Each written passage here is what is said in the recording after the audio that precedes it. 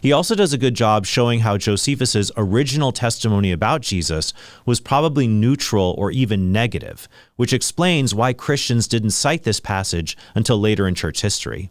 Other manuscripts show that the phrase, "he was the Christ," was probably rendered, "he was called Christ," which matches what Josephus says in Book 20.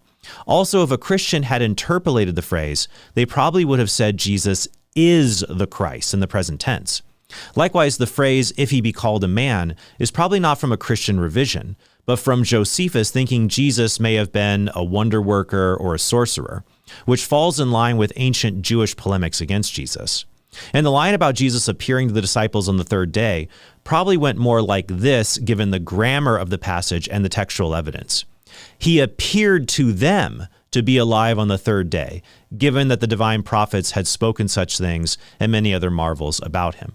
In other words, Josephus was describing what the disciples believed or what it appeared to the disciples without necessarily endorsing their beliefs.